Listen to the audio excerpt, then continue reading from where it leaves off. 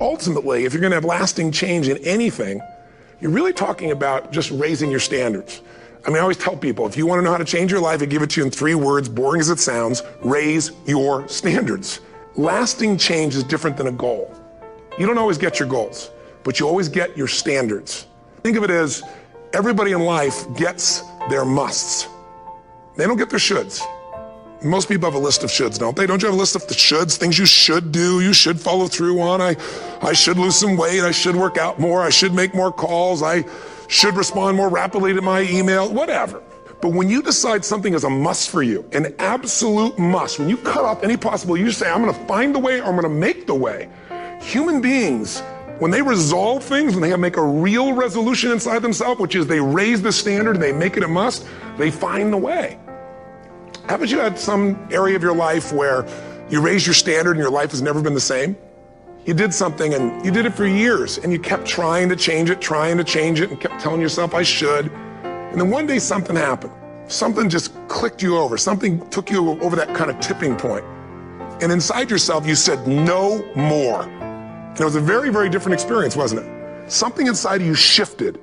And what was a should became a must, and you've never gone back. Somewhere when we make this click, when we make something a must, we attach ourselves to it. It becomes part of our identity.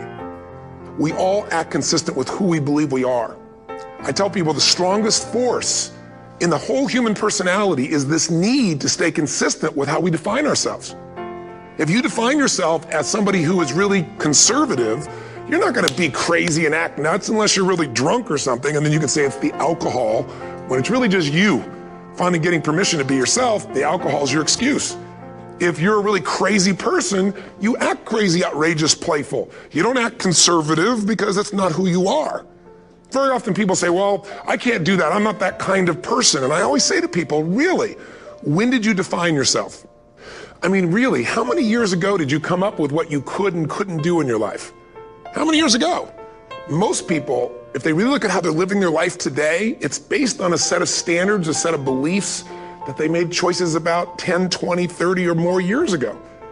I mean, very often we made decisions in our youth or very young about what to believe, about what we were capable of, about who we are as a person, and that becomes the glass ceiling, if you will, that controls us. I'd like to ask you to take a look at any place you've got a limitation and ask yourself, when did I decide to accept that limitation? And you may not even see it as a limitation. You might see it as just, that's who I am. But so often in our lives, we've adapted to be a certain way so that we don't fail or so that people will like us or respect us, but it's not necessarily who we are.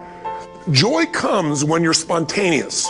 It's really hard to be truly happy when you're not being yourself. And most of us have no clue who we are. When you start to connect to your true nature, suddenly there's energy available for you to set a higher standard for what you want in your life.